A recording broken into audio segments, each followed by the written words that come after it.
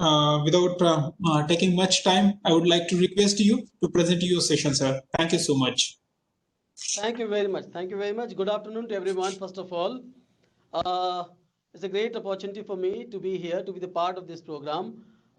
Many thanks, gratitude to Defense Institute of Advanced Technology, and especially to my very dear friend, Dr. Nilesh. I'm very glad to see he's so active in training and learning programs at the institute there.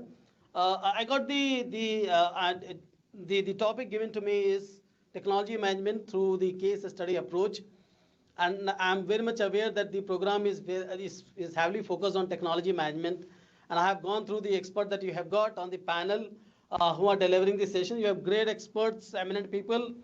So this focus, I'll be talking more about the case approach than the technology management. I know you people are very much into that. So no need to really get into great depth in technology management, but to focus on the case-based approach. Uh, so I have a small PPT also, and then we'll try to make it as interactive as possible. Uh, yeah. So the topic given: learning technology management case study approach. More focus on the case study. These are some of the case publications that I already have. I published cases in Ivy Case Center and many at IIM Ahmedabad also. What I'll try to do also, I'll take two of my case to explain how to write cases, how to write case, how to write teaching notes. So yeah, let me start first of all. Technology management and case study approach, two parts we have. I could see some of the people here, and if I can ask, let's say one of them, we call it cold call, but still I'll try to do. So we have Group Captain Pradeep here. Sir, are you there? Yes, sir. So we are going to discuss about the technology management and case-based approach. One of the most interesting thing in the case teaching and learning is called something called cold call. So cold call, we directly pick up someone and ask the question. So Sir, I'm right, not sir. the question answer kind, but still, I wanted to know what is your understanding of case in the context of technology management. I'm sure you know much more about the technology management. You might be aware of the case also, but still, I want to know so that I know where I am standing and then move ahead. Sir. Sir, there is a difference in a book knowledge and practical aspects of the same concept when it's implemented in an organization. Book, Perfect. definitely we have read so many books, so many theories and lectures we attended. But when we discuss case, we know the intricacies of that organization, where, how, and where they faltered or where they did good, and where was the scope of improvement. Definitely, case study approach is the best approach to study management, in my opinion, sir. Perfect, sir. Perfect. So you have given the perfect definition. See, the learning has to be more experiential in nature now. Why? Because we are gaining knowledge not for the sake of gaining the knowledge. We are gaining the knowledge so that we can apply the knowledge to solve real life problems. And if we want to really solve real life problems, the knowledge has to come with experience. And the best experience you get when you do the job. So when you are on the job, learning by doing can be the best thing. But in organization, there can be millions of situations, millions of decision points, and for each and every decision points, nobody can take you to the organization so that you can learn. If you go in organization and try to learn from there only, it can be a very, very time-taking process. It can be a long process, and still you may not be exposed to each and every kind of decisional problems or challenges. And that is why what we do, we bring the real life situation in the class by documenting the case. So when we write case, we look at the real life problems, document it, bring it in the class, and we know very clearly why we are going to discuss this case. Because we want to get into experiential learning, touching upon some decisional points. So the focus of each and every case is some decision point. So there is someone who is going to take some decision. And taking decision might not be very easy. It is very, very challenging. And then some 40 to 60 odd people sitting in the class, they brainstorm, they discuss and figure out how to solve this particular problem. So it is very different from traditional learning method in many ways. One, as I said, experiential based, real life situation. And the most important thing is when we are reading the book, only I am reading the book. But when I'm solving the case in the class, I'm solving with 40, 60 odd people. So it's a teamwork. So it's a collective effort. So the level of learning can be very, very high than the individual based learning and teaching. And that's why case become very, very important in teaching. There are many B schools and other schools who are primarily the case driven, and they teach all the concepts application through cases only. And our institute is one of them. I'm very thankful, I'm grateful that I got the opportunity to work in such institutions where I got the exposure of running the case, writing the case, and learning through the cases. So let's see. I'll first look at some of the interesting aspect of the technology from management point of view, not the technology point of view. So what happened? You see, the biggest problem in the technology or the innovation is we look at the size, right? What happened? Usually we feel that to be innovative, to be of very advanced technology, you need to have big organization. But look around. All the disruptions worldwide. It's not about India. It's not about a particular place or community or the organization worldwide. All the innovation, disruptive innovation has been happening through the startups, small companies. WhatsApp is one example. Right? Disruptive. Yeah. So WhatsApp is one example. There are several examples, especially this disruptive innovation. You see all the mobility industry which is emerging now. The Uber, the Ola, all of them were very, very small, and recently they have become a big phenomenon, right? So one of the biggest challenges is how to overcome the syndrome of being small. Don't feel too small to dare. That's what I call.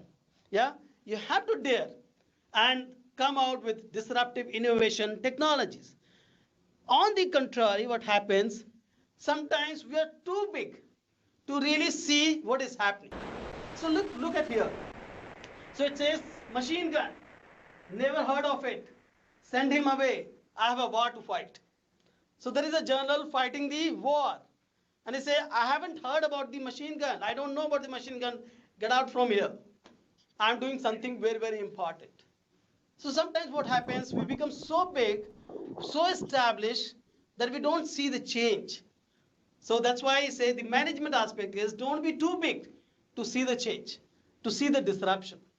You see, the entire world is on a standstill, right? Just few months back when the corona came, nobody anticipated, nobody was prepared. There's no resilience, there is no flexibility, and we realize that we have a lot to do as far as management thinking is concerned. I have a small video. I hope you'll be able to hear this. This is about the Charlie Chaplin. This I use in my innovation management class.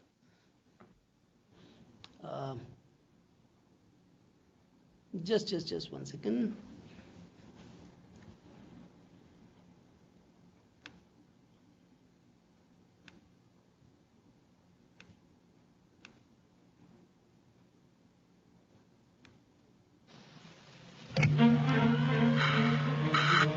Is it audible? Is it audible? Yes, sir. Yes, sir.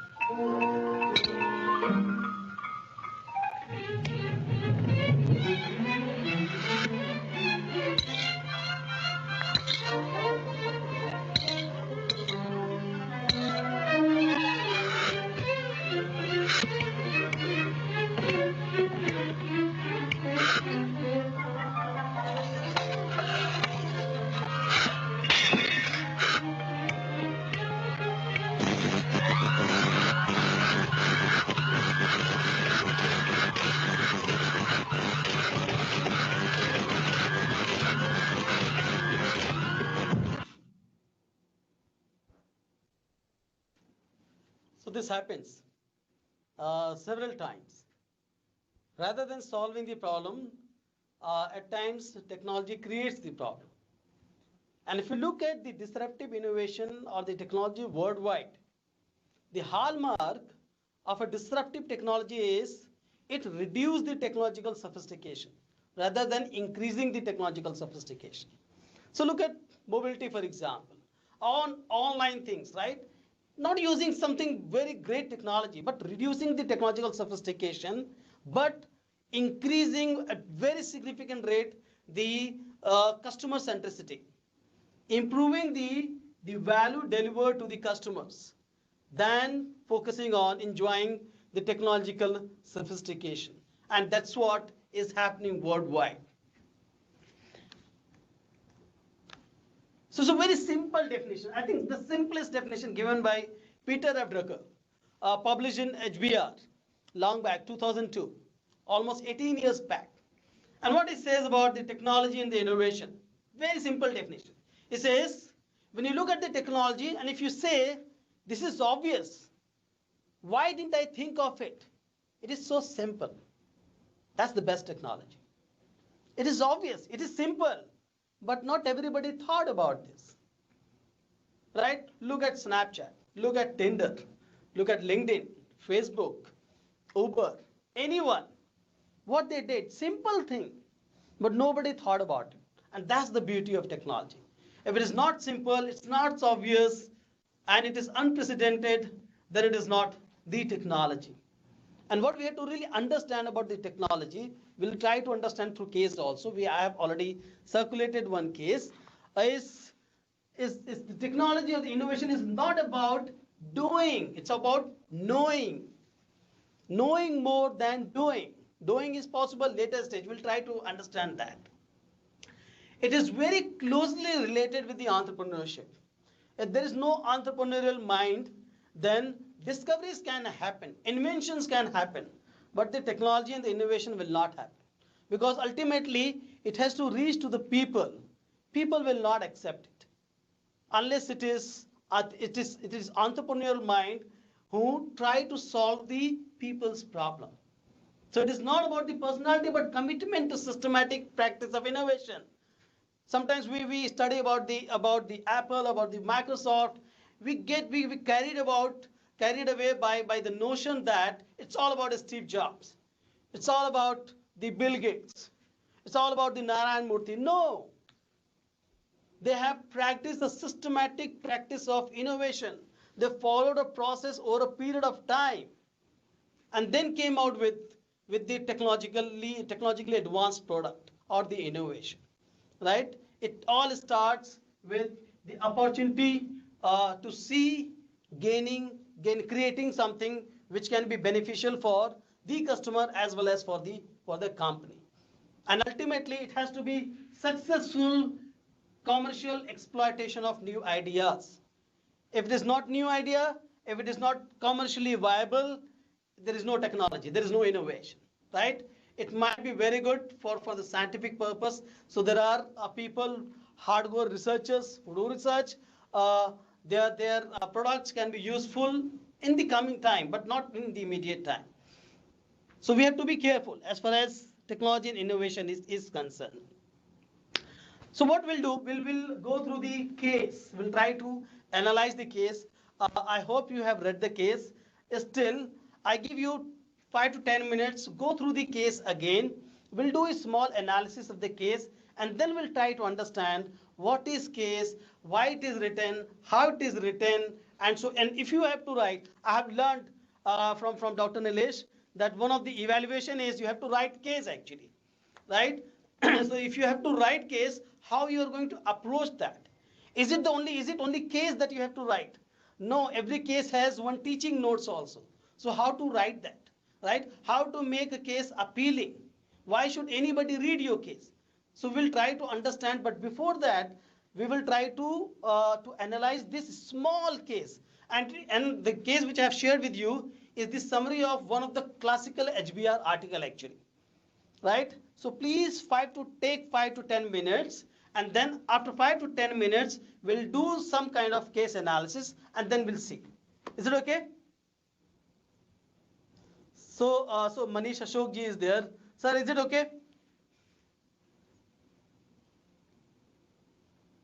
Yes, sir. Thank you. So take 5 to 10 minutes, and then we'll come back after 10 minutes, 5 to 10 minutes, and then we will analyze the case, and then we'll proceed.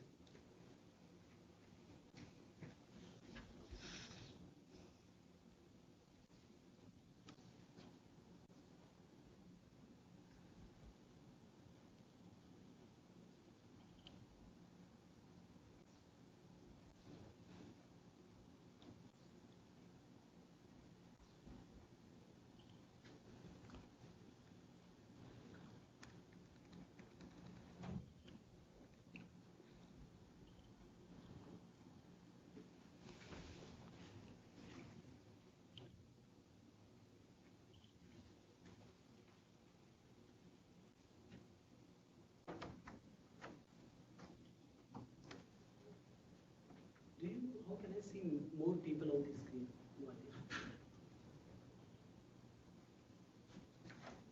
Participants. On the screen, there are few people's name. I want to see more.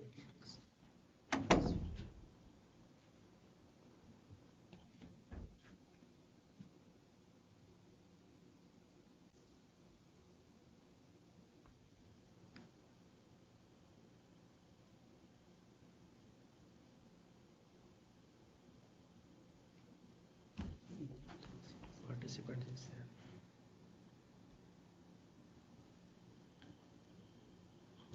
No, it's not there. Click on him. Okay. Not there, right? Participants.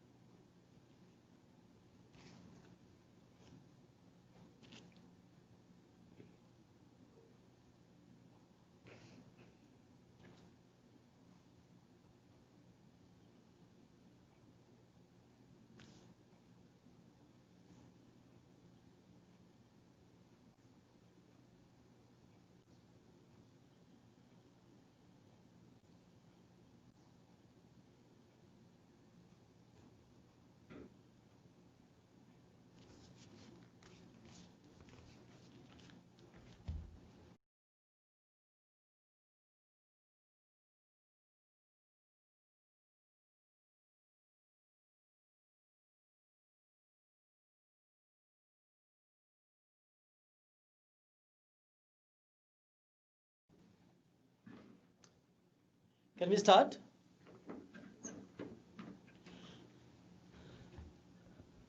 Yes, sir. We can start, sir. Okay. So Manish ji is here. Mr. Manish Ashok Dubey. Sir, are you there? Yes, sir. I am there. Sir, so what is your opinion about this case? What is happening here? And what is the problem?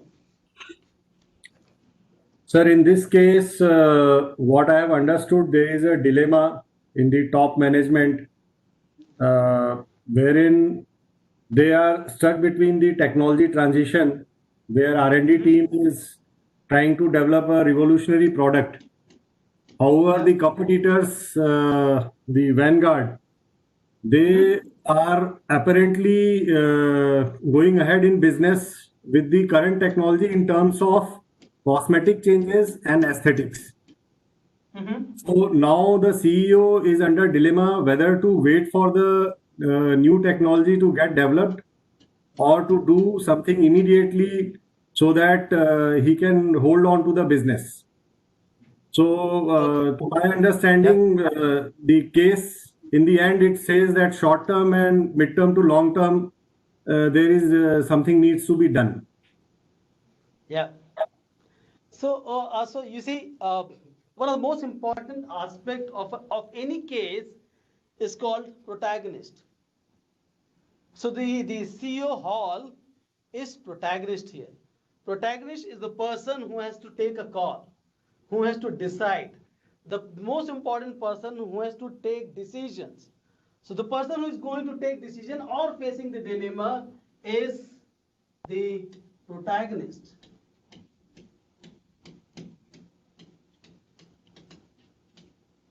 And as you explained, there is some problem. Problem is there is external problem. So external, you are facing competitors.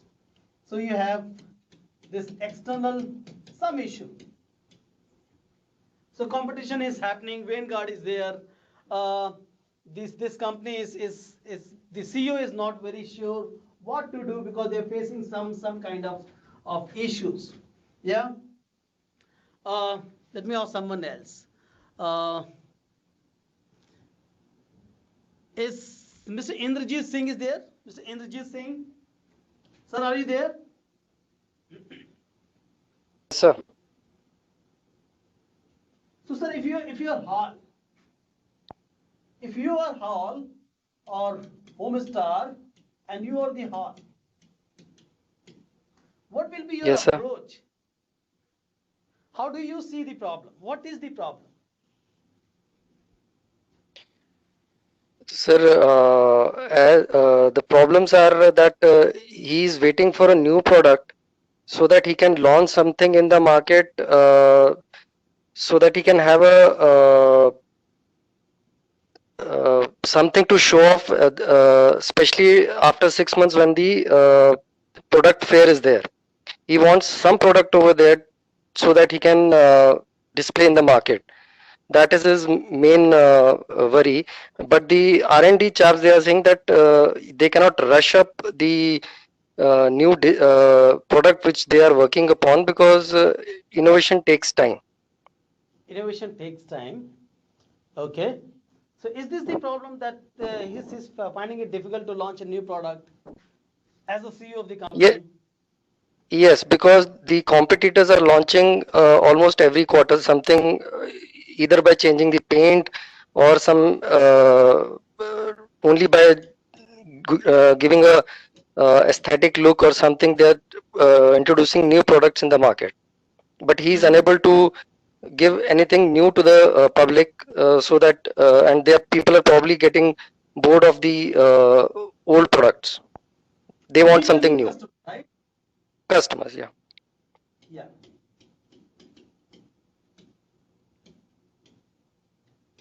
Okay. So what is happening between these two giants? Here is one company, and then there is customers, and you're saying the problem is um, something very interesting happening between them, and that is uh, the product is not available. Product.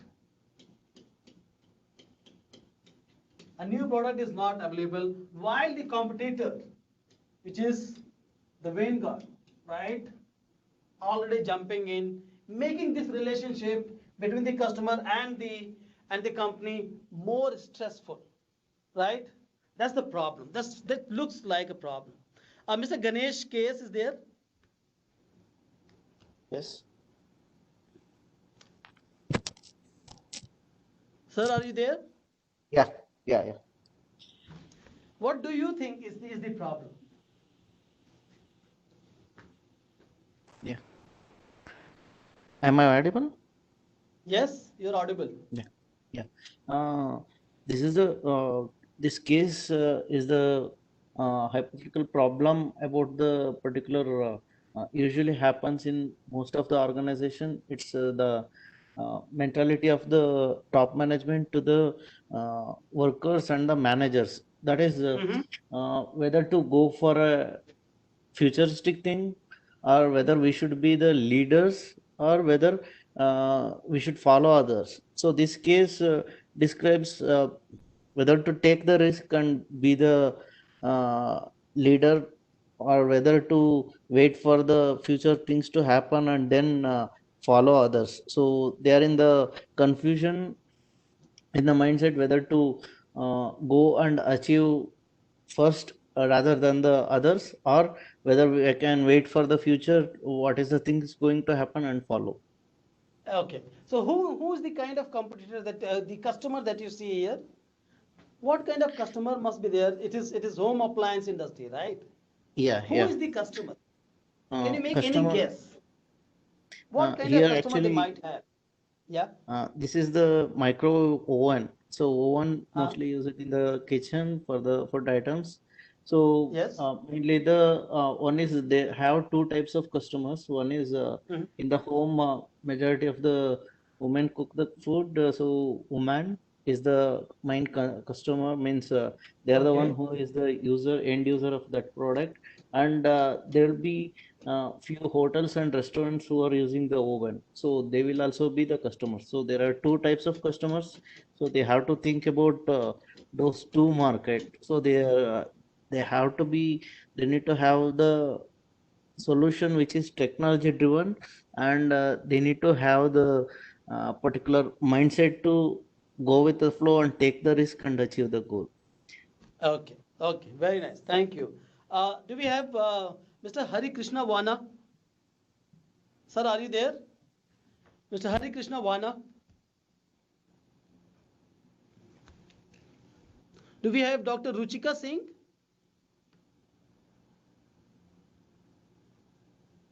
Dr. Ruchika Singh?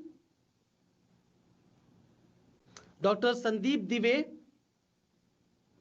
Dr. Sandeep Dive? Sir, are you there?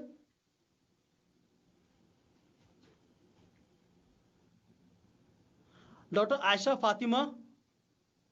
Madam, are you there? Dr. Dear Aisha participants, Fatima? dear participants, kindly respond. Otherwise, coordinators make coordinator has the misunderstanding that you are just leaving the sessions and the online. I can see here, right? Please respond. Any response, no problem. Yes. Thank you, sir. Do we have Pranjalika? Yes, can I? Yes, madam. This is Dr. Pramila Singh. Yes, yes, doctor. I'm asking simple one thing. If women or the hoteliers, restaurant people, they are the customer, what kind of demand they might have from the companies? What is it? Any customer, if you are the customer, for example, what is it that you will look forward for these companies to deliver to you? First, I will look at the cost and then the power consumption. Power consumption And is then the issue, yeah. And then Yes.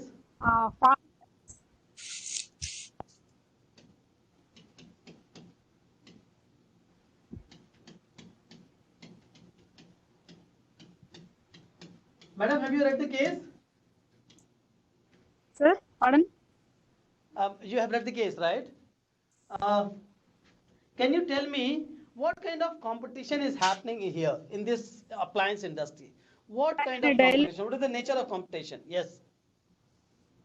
some people are running after fast and making money immediately, and some people are going slow but permanent, good innovation they want to make.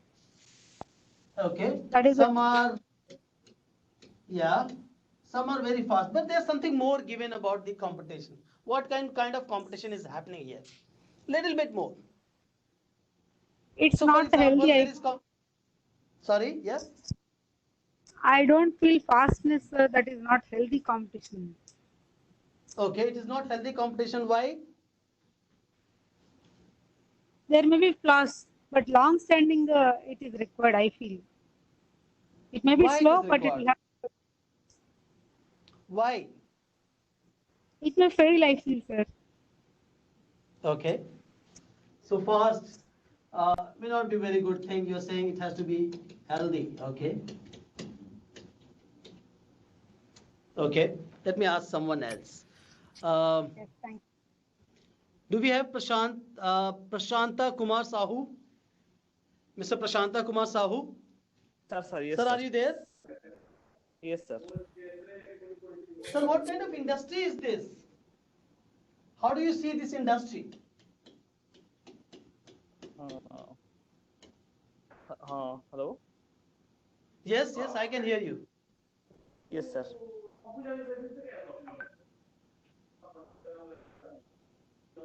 Sir, please go ahead. I'm asking, what kind of Sir, industry is this? Home appliance industry. What kind of industry is this? hospitality industry. Hospitality. Yeah. It belongs to hospitality industry. Like Okay. yes, sir. It is Anything not else? visible clear. Okay. Okay. We'll hold here for a minute.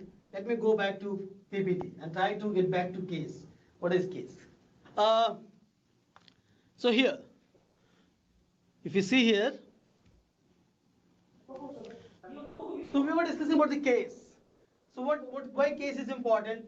If you see certain professions, for example, law, for example, medical science, how they learn through case method.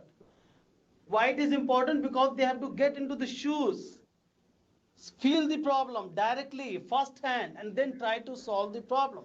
And that's what we were also trying to do. There is one industry, home appliance industry. There is a company, leading company, Homestar, and there's a CEO. His name is Hall. There is chief technology officer whose name is Charlie, and then there is marketing officer, marketing head Kelly. And the company is facing some problem. Now you have to get into the situation completely and try to understand how to define the problem first of all, decoding the problem first of all, then trying to understand what could be the solution.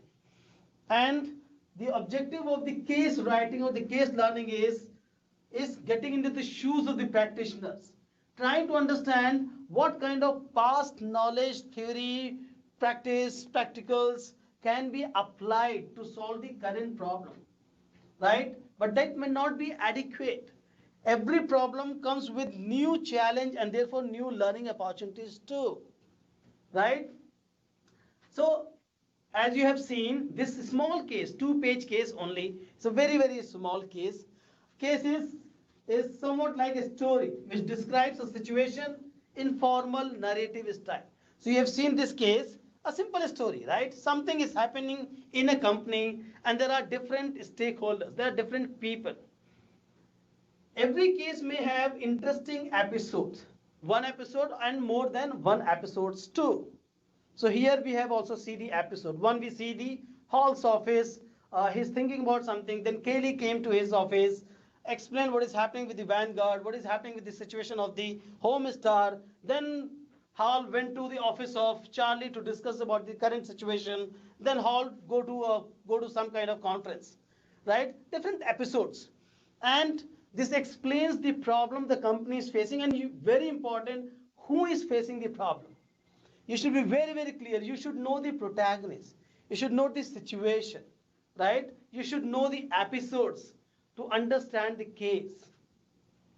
It may have usual orders. It may be written. Any case can be written in chronological order, in spatial order. Spatial is associated with the place. It can be north, south. The place here is US, for example, or it can be conceptual. We know well in advance what is going to be the focus of my particular case. For example, I may write a case on intellectual property, dispute over intellectual property right. I may write a case over dispute over technology transfer. I may write a case on R&D process. I may write technological innovation, a case for, keeping in mind the technological innovation or any other topic. The focus of this particular case is little different, right? So we should be knowing why we are writing the case, why we are referring to a particular case.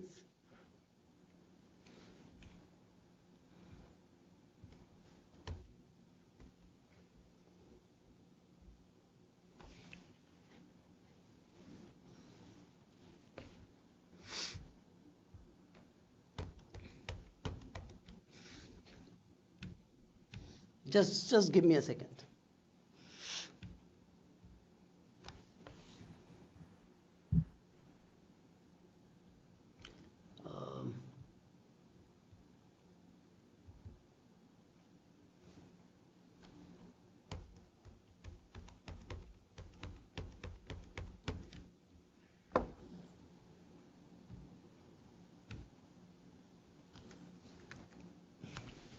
Now looking at the key elements of a case, what are the key elements?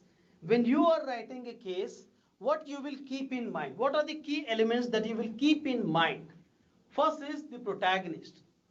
Who is going to be the decision maker in your case? If you don't know who is going to be the decision maker, then it becomes very problematic. If you watch our Hindi movies, we call them heroes, right? Because they solve the problem. They defeat the villain and come victorious at the end. That's how the story is written. The protagonist is hero there, right? But in your case, it is not the heroism. It is all about decision making. So the protagonist in this case is Hall. Hall is the CEO and he has to take a call about what to do. Should the company go very fast and or should the company be still futuristic in its orientation? So that's the first thing you should know. Who is the protagonist in your case? Because if you don't know that, you won't be able to write a very good case. Second very important part is the problems. What is the problem that they are facing? And let me explain you in the context of case what is problem.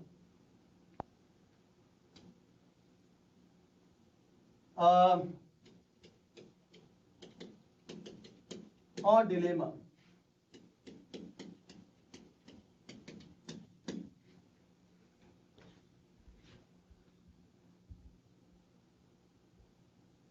Can somebody tell me what is dilemma?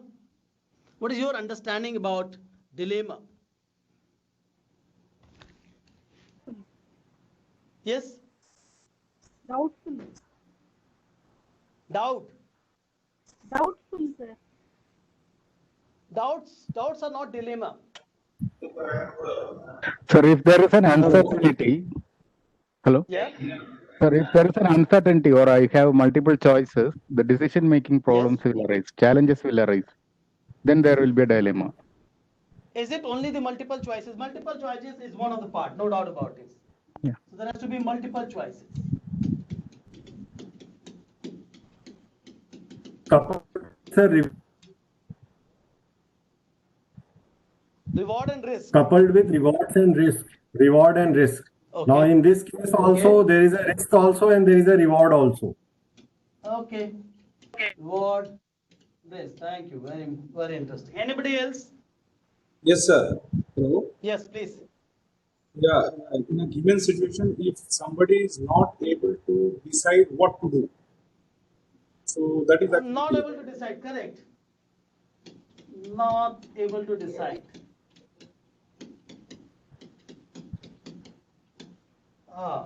Yeah. So there are some things. So there has to be multiple choices, some reward risk associated, and not able to decide. And why they find it difficult to decide? Why it is so difficult to decide? I'll tell you. There are choices, but these choices come in different combination. So at times, let's say you get 4 choices, and out of those 4 choices, let's say 2 are negative, 2 are positive. There is no dilemma when there is a positive choice and there is a negative choice. You will always choose positive. There is no dilemma at all. There is dilemma only when you have 2 positive or 2 negative alternatives. Right? When it is, let me show it. Let me write it like this. So, negative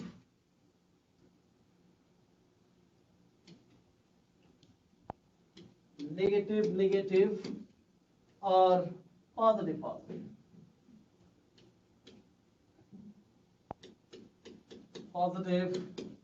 Positive. Yeah. So if when it is, or let me write it like this.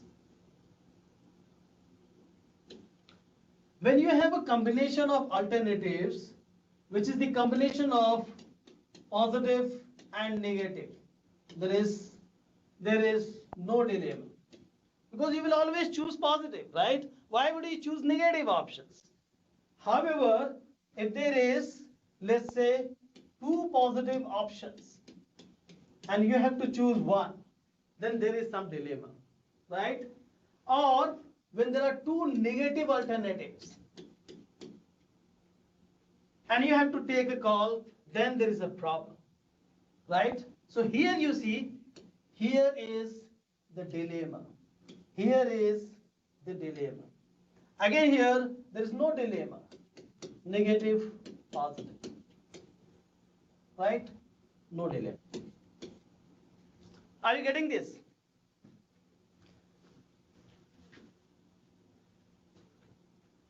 Yes. So Prashant Kumar, sir, you are there. Do you understand this now? Yes, sir. Yes. There is dilemma only when the choices, all the choices are positive or all the choices are negative in nature. Negative or positive means it will have negative consequences or positive consequences. Yeah, only then there is some kind of dilemma. Otherwise, there is no dilemma. If you face a problem, you face a decision where you can do X or Y. If you do X, there is a positive consequences. If you do Y, there are negative consequences. There is no point. There is no decision dilemma, right? Anybody can say, obvious, you have to go for the positive consequences decision making. That's it, simple. But when there are positive, negative, then there is dilemma. And that's what you have to highlight in your cases. When you are writing a case, you have to actually come down to this. Identifying a situation where there are alternative choices to a protagonist. Protagonist, the person who is going to face the problem, who is going to address the problem. And the problem is, the nature of the problem is such that it has multiple alternatives, and the alternatives, all the alternatives are either positive or negative in nature. And therefore, you have to decide what to do. It's like if you have to fire 2 people, what to do? Between 2, you have to fire only 1, then there is problem, right? Similarly, if you have to save 2 people and you can save only 1 person, then there is dilemma. Otherwise, what is the dilemma? There is no dilemma. Are you getting this? Next important point is urgency of situation or decision making. When you're writing a case, which is what I have learned you have to do actually in this program. For the evaluation, you have to write a small case and you have to submit, and hopefully I'll receive it for the evaluation. So you have to identify the urgency of the situation and decision making. If decision making can be postponed in the given situation, then there is no case. The case has to be solved immediately. The decision has to be taken immediately. And that's what the case is all about. You have to also highlight somewhere the alternatives, implications. All the alternative options and the implications, right? For each and every option. So, for example, in this case, what are the different options? One is to remove Charlie, right? Second option is continue with the Charlie. Now, if you remove the Charlie, it can be very, very risky, because Charlie is highly reputed person, highly renowned person, and he has achieved something in life in his field. But if you continue, you are facing problem of competition. You see, both seems to be having negative consequences. Removing Charlie is risky, and keeping the Charlie is risky, and that's why there is dilemma. Both has some kind of, it sounds that there are negative consequences in both the cases, and that's why it is a tricky decision making situation.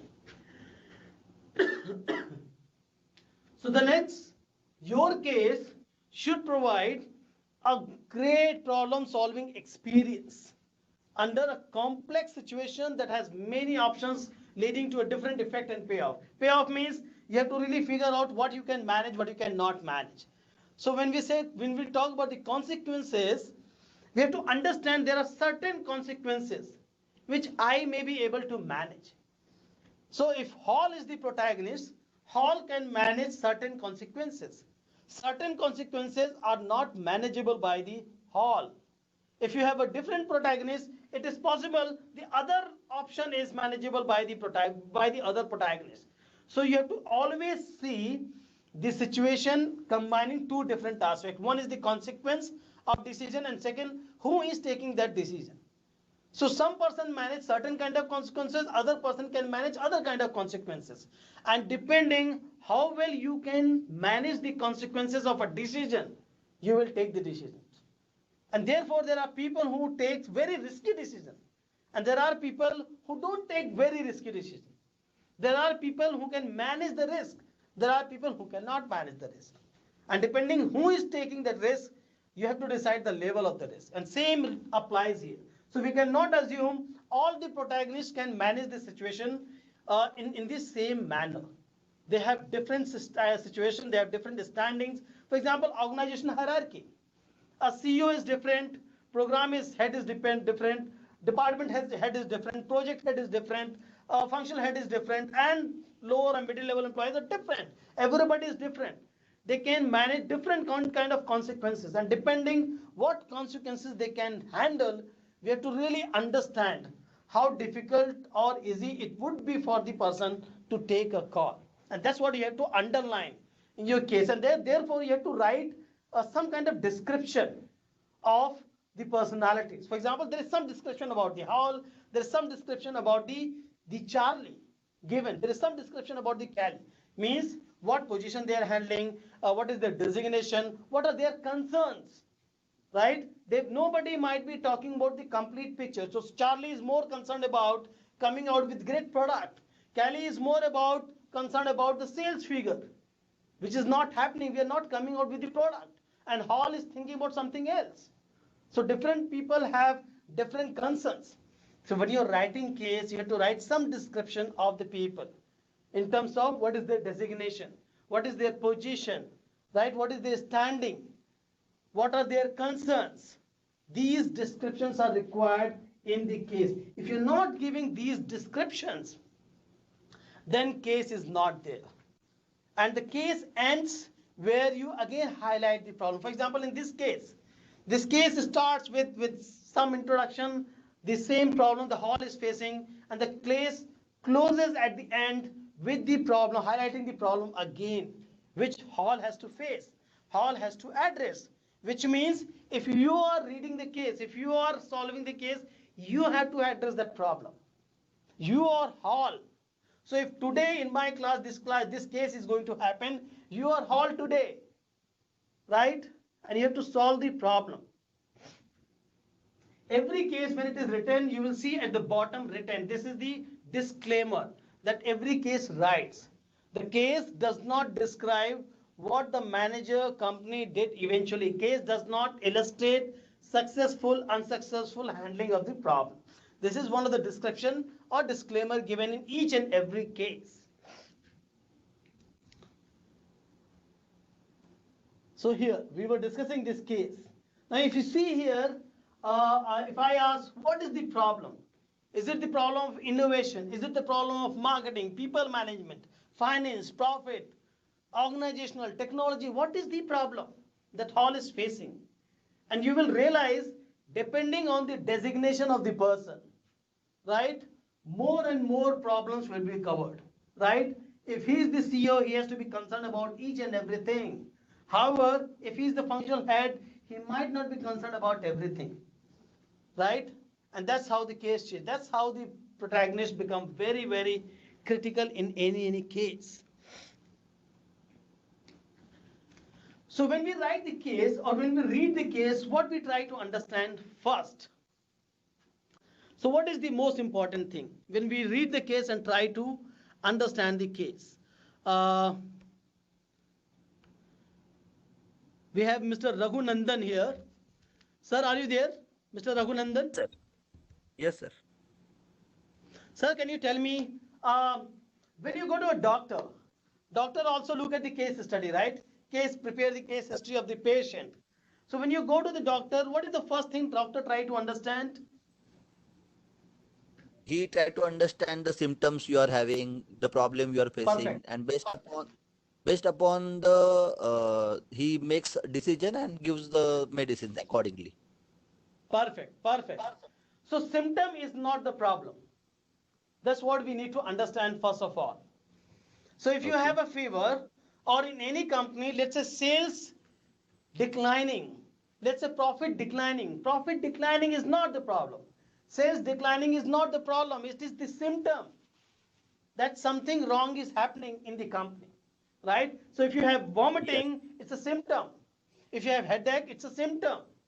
If you have a fever, it is symptom. It is not the problem. What you have to do is you have to diagnose. And that's how case analysis happens. You have to diagnose. Diagnosing the cause of the symptom. When you diagnose the cause of the symptom, only then you try to understand the problem. And you don't solve the symptom, you solve the problem. Are you getting this? So it's very, Yes, very sir. important to identifying the symptoms first of all. So what is the symptom in this company, for example? Products are not coming. That's the one thing given, right? Other competitors are emerging very fast. So competition is increasing. Another symptom. We have to figure out why this competition is happening and so on. Or whatever case you have to identify the symptoms. For example, employee turnover is increasing. It's a symptom, not a problem. The confusion is when we are looking at the problem, when we go to solve the problem, we try to solve the symptoms. We don't need to solve the symptom, we have to write down the symptoms and try to understand what are the causes of the symptoms. And then try to understand, can we address these causes? And how these causes are might be interlinked with each other. When you know how the causes are interlinked with each other, then you understand the problem. And then you try to understand, is there any framework? Is there any theory? Is there any model? Is there any prior knowledge available which can be applied to solve this problem? Right? And that's how you have to write the case when you're writing the case and writing a teaching note. I'll show you my case and teachings to just to explain you. So diagnosing to identify the cause of the symptom, identifying the problem, and generating the alternatives. Every case should also give a hint in terms of what are the alternatives available, right? And it is the job of the person who is analyzing the case to really understand which option to choose. For example, here, right, if you have two competing alternatives and both are negative, let's say you have to fire two people, right? Here also in this case, either you have to make Kelly responsible or you have to blame Charlie. If you say Charlie is okay, that means the problem is with Kelly. If you say Kelly, who is the marketing head, if she is fine, then the problem is with the Charlie, right? The problem is at least one person. So you have to take a call, whom to blame. Is it the Kelly because of whom the sales is not happening, or is it Charlie because of whom the sales is not happening? Why the sales is not happening? The symptoms is sales not happening, right? The competitor is selling more and more. And the question is, who is responsible? And it becomes difficult. So the case has to come out in a nice manner, very subtle manner, explaining what are the alternatives. What are the competing alternative choices in the case available, right? Your job is to explain how to understand the implication of each solution or the alternatives. Again, I say implication means consequences. You have to explain the consequences of each alternatives. So consequences of, if you keep on having the Charlie, what is going to be the consequences? And if you, let's say, remove Charlie, what is going to be the consequences? Right? Because person who is taking decision should be knowing very well what is going to happen if I take a particular call. So if I fire Charlie, what is going to happen? And then the question comes, will Hall be able to manage those consequences? Or should Charlie not be fired, right? And put the blame on Kelly? Then what is going to be the consequences, and whether Hall would be able to manage those consequences? These are the things your case should highlight. If not highlighting, case is not complete. It cannot be solved, right?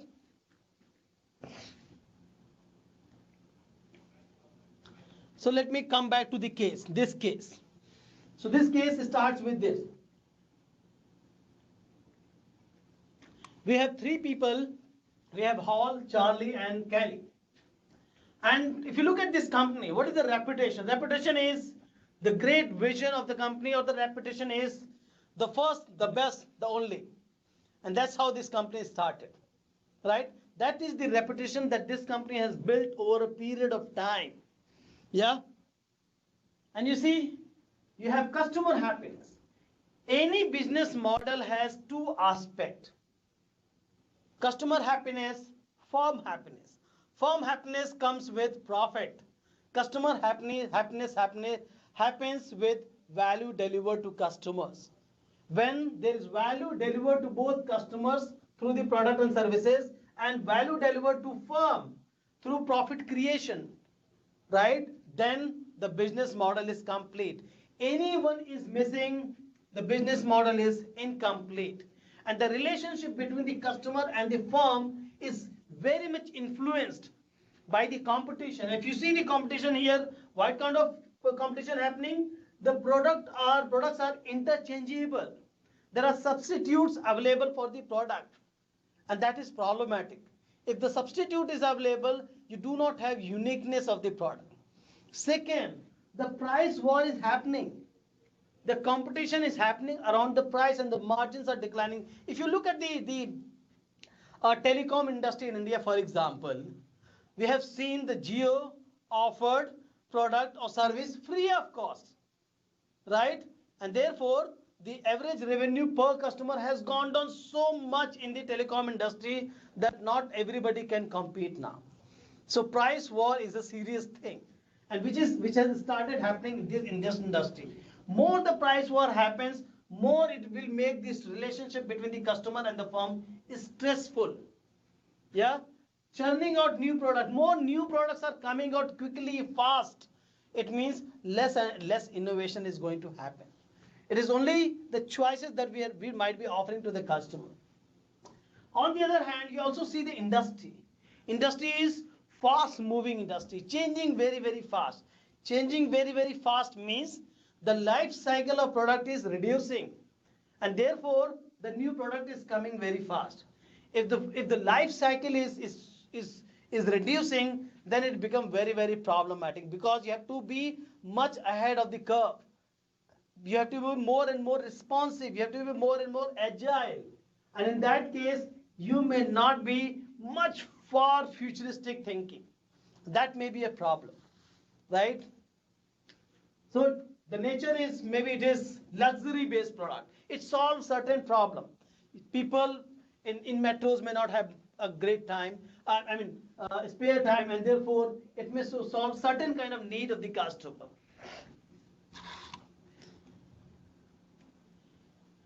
If you look at the customer, you look at the firm. There are, what is the aspects of the firm? Revenue structure, cost structure, profitability. To understand this case, so there is revenue structure. How this company is going to raise money, earn money, and while earning money by delivering some product service to customer, there is some cost the company is incurring. and revenue minus cost gives you the profit to the company. So this part has to be green, otherwise it is problematic. On the other hand, this part has also to be green. The customer means is all about willingness to pay, WTP, willingness to pay. And how willingness to pay comes from the offerings. What is it that you offer, right? How valuable it is and for whom. You have to be very, very clear who is the target group, what is it offered by the company, and that constitute the willingness to pay by the customer.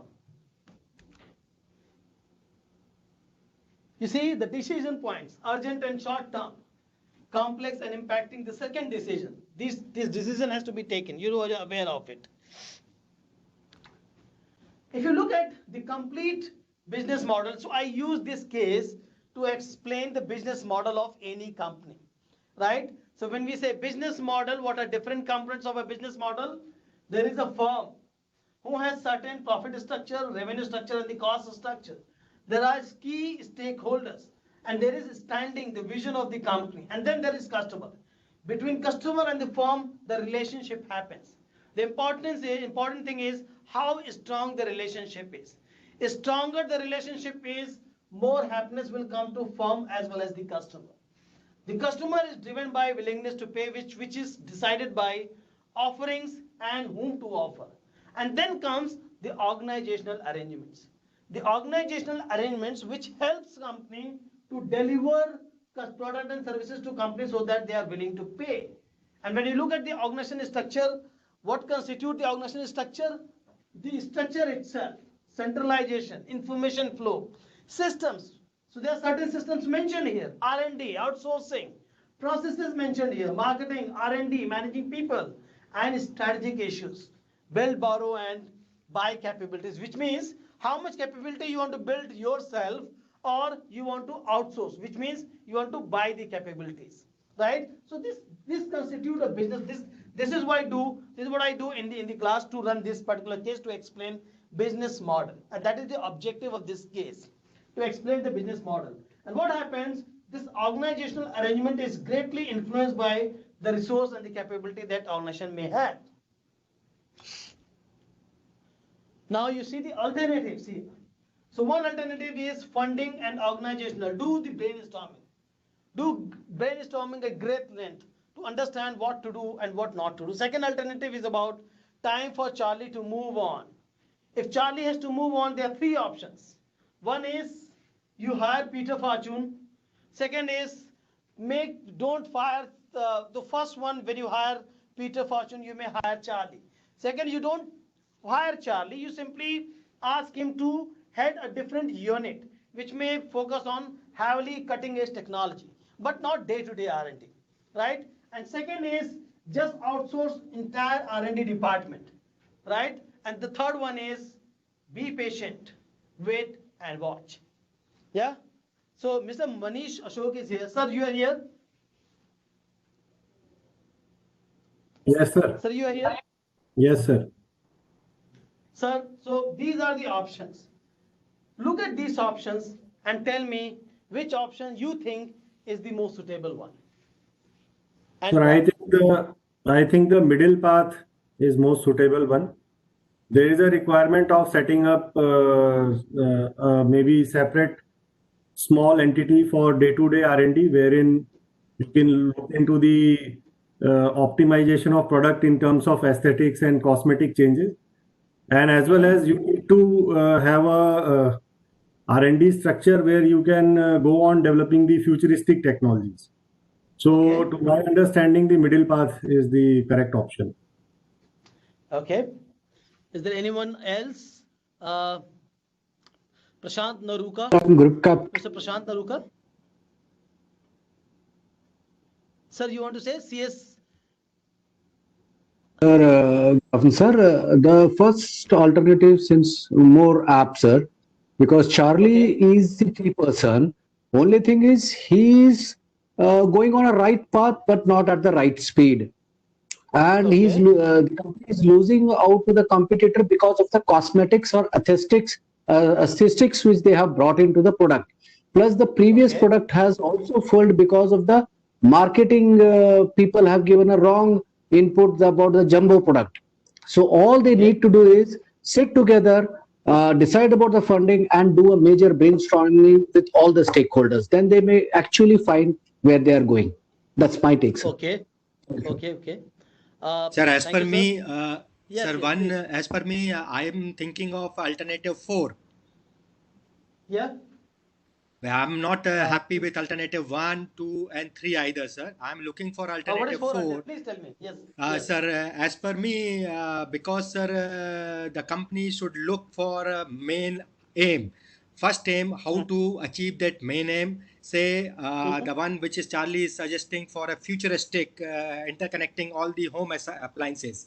And Yeah. to counter the small company, the other company, Vanguard, they should have a small aim so that they can satisfy the customers also.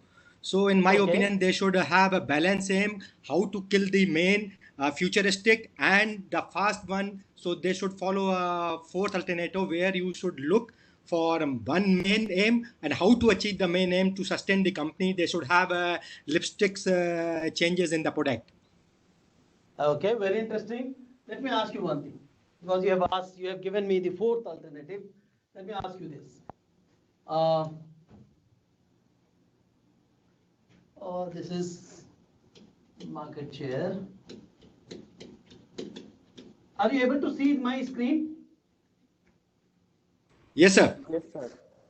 Okay, good. So there was a great scholar, a strategy scholar, who tried to understand every company, what is the relationship between the return on investment and the volume, the market share, which is very low to very high.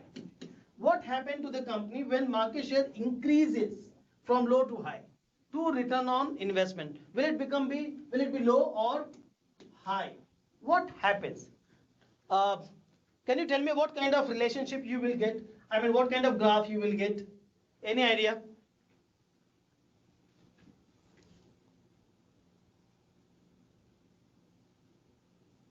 Straight line.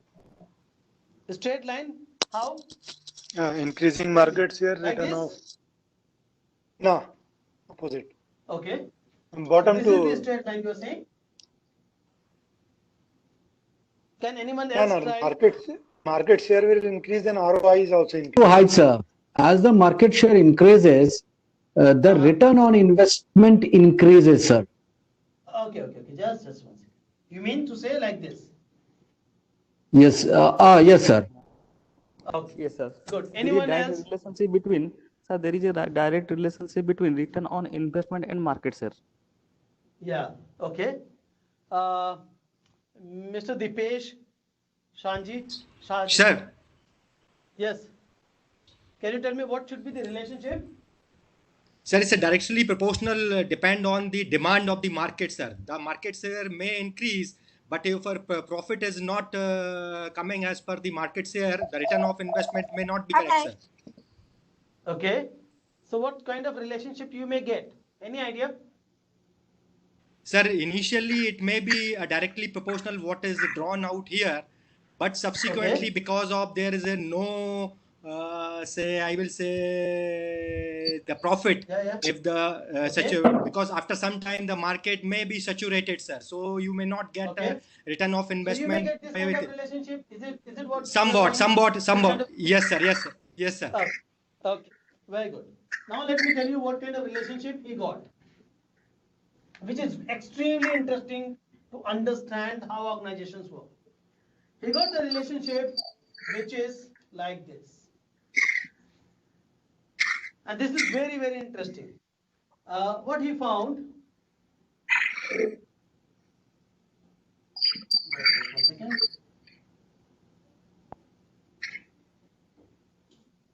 What he found that return on investment is high in two cases.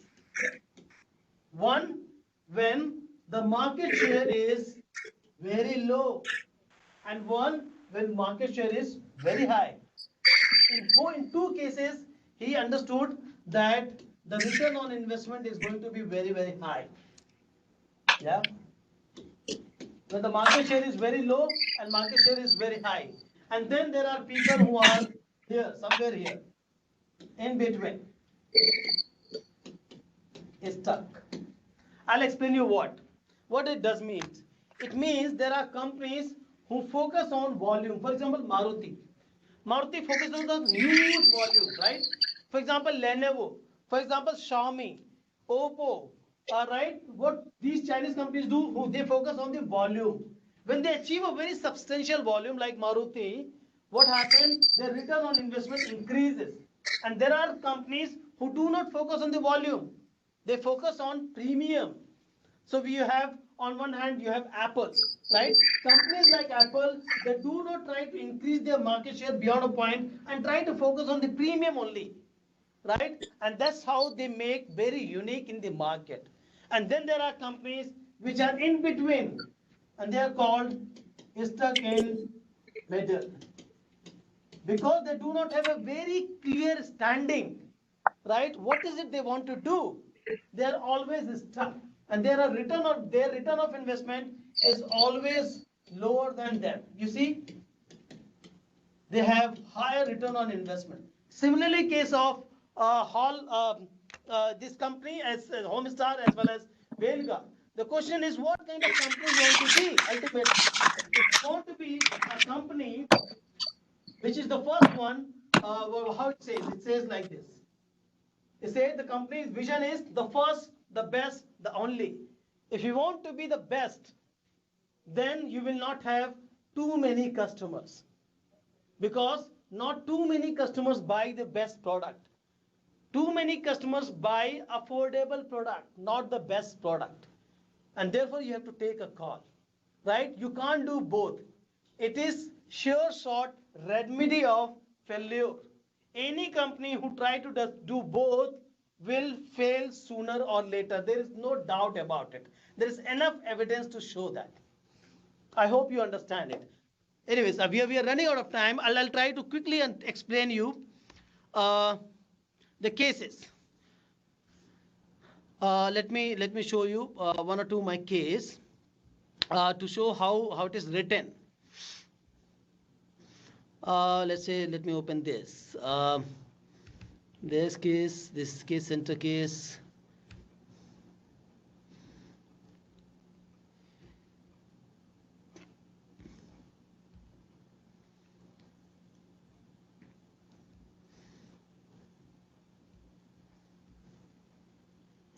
Can you see this?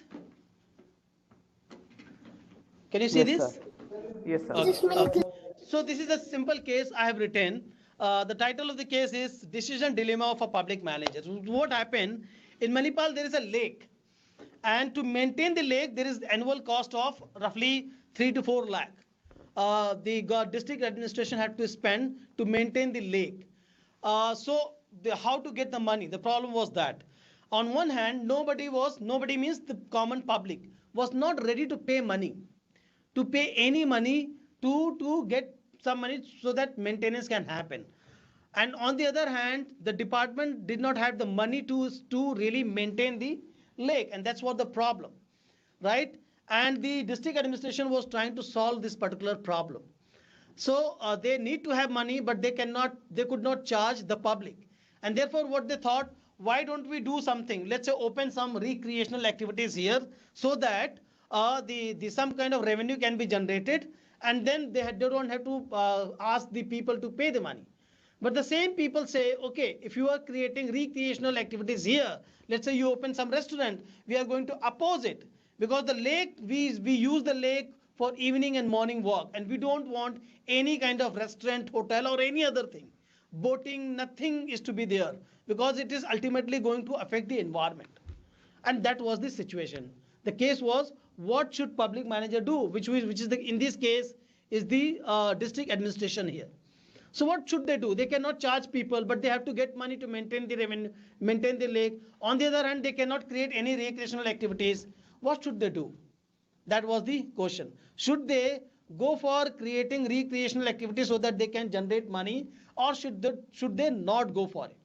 That was the question. So when we write a case, what we do first, the first paragraph or the very initial of the case, what we do, we highlight the problems. the initial introduction, the first page or the first paragraph, we try to explain the core problem that company is facing.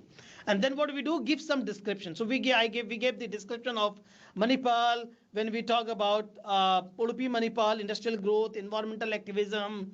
Then we talk about the Manipal Lake, gave a lot of numbers, details. We also talk about the district administration. And then we also explain what kind of dilemma the district administration was facing and what were the alternatives available. When you talk about the dilemma as well as the alternatives, you should be providing enough material so that anybody who is reading the case can understand what is the problem and what are the alternatives to really understand or address the problem, right? That's what you need to do. And you have to write a lot of, these statements are required. So there are two kinds of cases that you can write. Even in your evaluation, you can write a primary case. When you're writing a primary case, it means it is based on primary interviews of the managers of the company, right? When you're writing a primary case, one issue is that you need to have a consent letter signed by the company.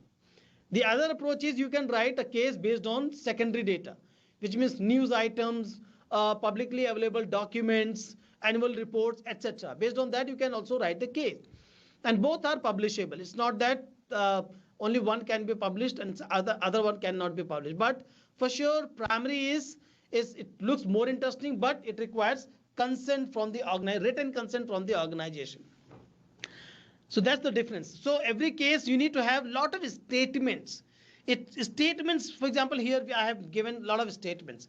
In our case of Homestar also there were a lot of statements. Through statements, the case become very live, right? You can understand the stand of the people. You can understand what is the actual dilemma, what is the problem. Otherwise, it is very difficult to really understand the problem of the organization. So you have to mention each and everything here, and we usually conclude the case again, coming up with the problems, right? Highlighting the key dilemma, what we see in this case also, where the case ends with the dilemma that Hall is facing and the problem that Hall has to address. So that's how we write the case. So as I said, I was discussing through the lecture also, you should know the protagonist, you should know the situation or the dilemma that company is facing. So the best trick to write a case is to start with writing 3 problems that a company is facing. That's it. When you want to write a case, do not write a case. First, what you do, write 3 problems that a company is facing, or 2 problems, or only 1 problem. Take 1 or 2 problem only for your case assessment evaluation. Take only 1 or 2 problem. Write it first of all. Second, write who is the person who is going to address this problem. So once you know the problem, once you know the protagonist, half of the case writing is done actually. Rest all is providing meat to the case. The core is protagonist and the problem, right? And every case comes with teaching notes also. You have to write a teaching notes also. Means if somebody want to use your case, how will they use it in the class? So when you write a case, teaching notes, the first thing that we have to write is write synopsis. So I was mentioning you about the copyright issue. So you have to mention about the copyright issues. For example, here the copyright is given to my institute, which is TFI Management Institute, and my co-author who is from International University of Japan. And it is written that at the top the teaching note was written by so and so and whosoever is the author. The name is mentioned there. So the first thing we write in the teaching notes is the synopsis, which is the summary of the case. That's what you have to write. And then we write the learning objectives.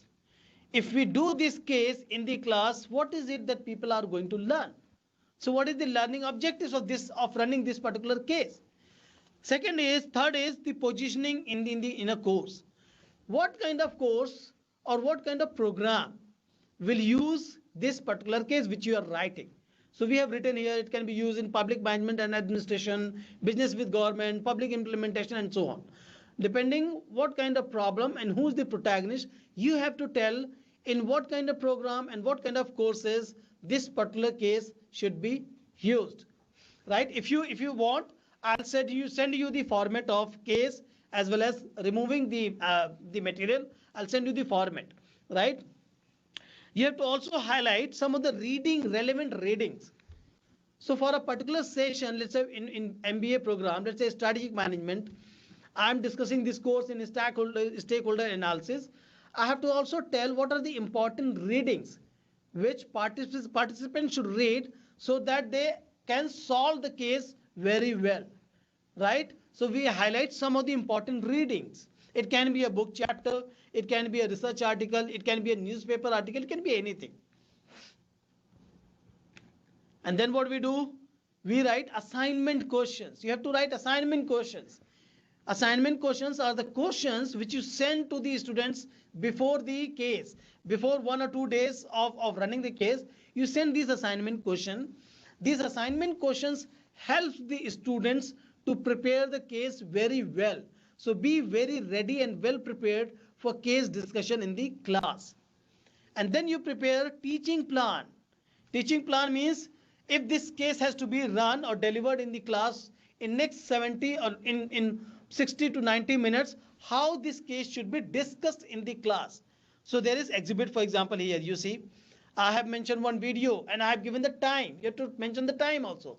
So 10 minutes to show the video, then context setting 5 minutes. Then the question number 1 to be discussed in the class. Who are the stakeholders? Who are these stakeholders and how important are they? And second question, third question, and fourth question. And the time allotted there. So roughly the case, this particular case is written for discussion for 85 minutes. And then for each and every question which is mentioned in this table, the great discussion given, how the question should be discussed in the class. So case analysis comes with the context setting which is mentioned here, right? So before question number 1, context setting is mentioned, which you see here, context setting. So when a faculty or the instructor is running the case and he or she want to set the context, what is it that the facilitator or the instructor or the faculty should discuss in the class, that should be written here. So one is the context setting. Then question number 1, how the question number 1 should be discussed in the class. What kind of analysis is required? A detailed analysis is mentioned. What kind of, how to do the analysis and so on, right? Some kind of exercise and mapping is given.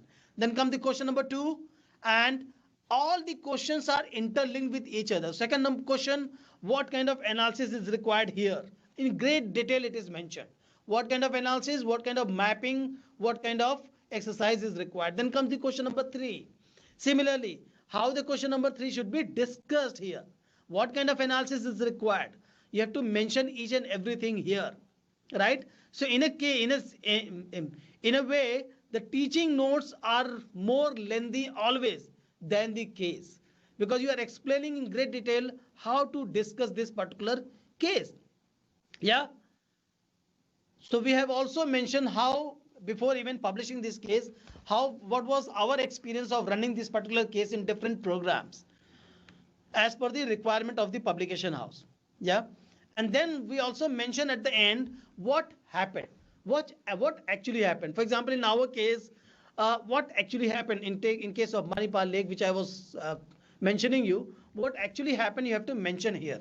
And it is also a good idea to have 3 to 5 slides at the end of the session for 10 minutes only. Let's say 3 slides mentioning only the key takeaways or the key learning from this particular case. That's how we write the case. So Dr. Nilesh, are you there? Yes, sir. I'm here, sir. So what I can do, I'll send a blank format of the case writing as well as teaching writing. So anyone who is preparing the case, when they are writing the case or preparing the case, they can ask me directly. So you can share my email ID with them. I'll share the format and they should try to write. And if they want to discuss with me, I'm open. I'm available for discussion. And they write, and then we will evaluate at the later stage. I understand within 1.5 hours. Yes. Mr. Sumant had asked, so in taking decision when you are in a similar situation like you discussed, that is really in the beginning of it, the decision has to be taken in favor of a person or in favor of an organization, not person. Once person's impression is not that much more than the organization, if due to one fellow, if thousands of other jobs are affected, then the fellow has to go in favor of more. I think, sir, basically he's trying to justify why the person has to be retained and not let go. With respect to the case study which we are referring to, the Hall and Mr. Charles case. Yes, sir. Then the second thing is, again, what he has asked is, how can be competition a symptom? Yeah. Good. And Can I reply now? yes, sir, please, sir. So the question is, what is it that you're teaching? Let's say there is a course on ethics, right? If there is a course on ethics, the same situation can be analyzed from a different angle. And if the question is about sales or the profitability, how long a company can be run without profit if it is not funded by public money, right? So if there is a dilemma, that's an interesting thing, right? So what do we do? There is no absolutely right or wrong answer. The question is, what is my angle? So in the same case is used in different classes to highlight different perspective. It can be ethical issue. It can be a pure financial issue. It can be organizational dynamics. It can be pure cultural issue. So here, when I'm running a case, I'm not idealist. I'm not taking any stand. Basically, what I'm trying to do is, I'm trying to explain a particular concept or particular theory or model. So if I'm running a course on ethics, my job is to highlight the ethical issues, right? But if there are certain situations where what you have to do, you have to choose less unethical option, right? You may stuck in a situation where there are 3 options and all of them are unethical, if you think from that pure ethics point of view.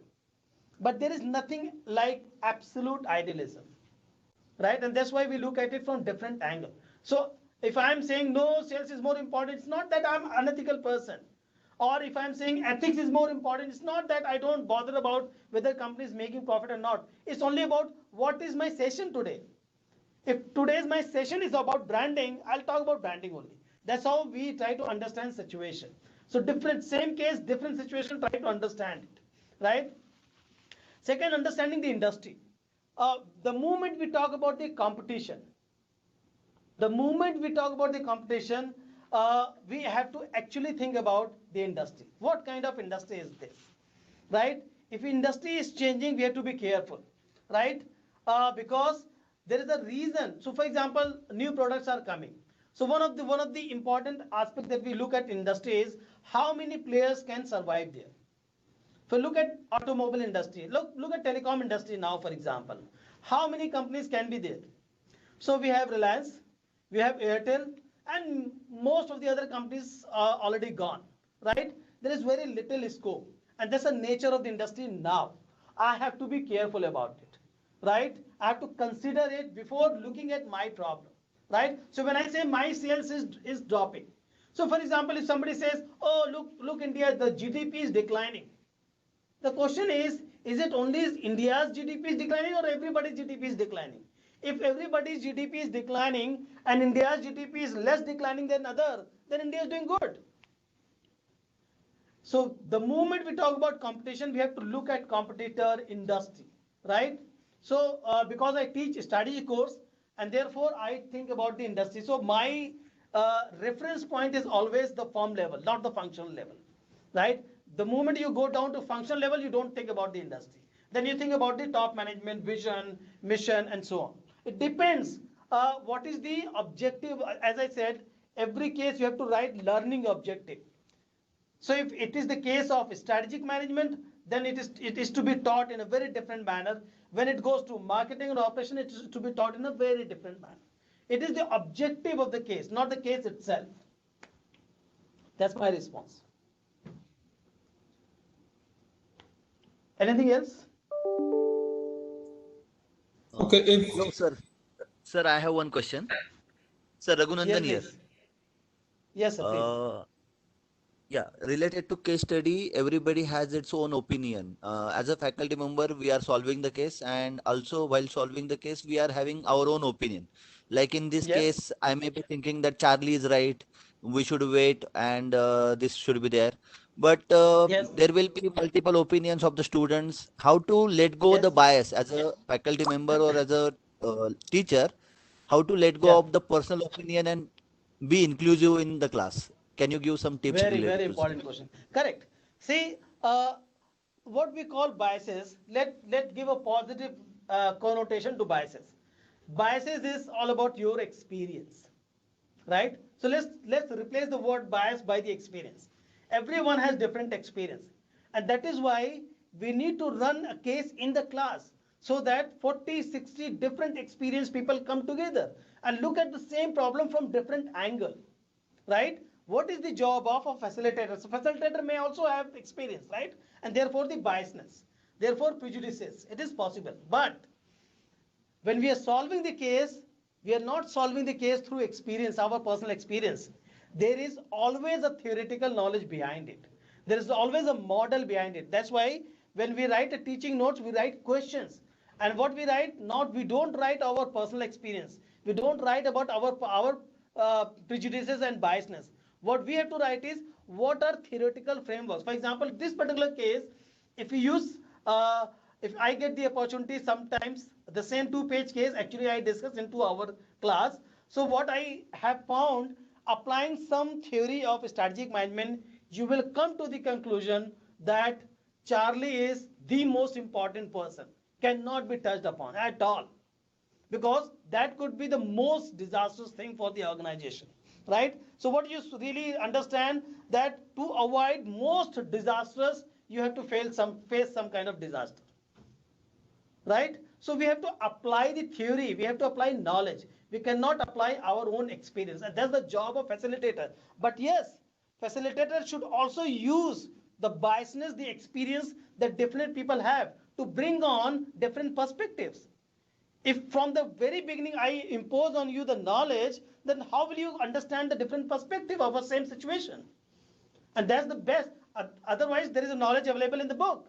I can go to the class and give the lecture directly. I can explain the theory or model directly.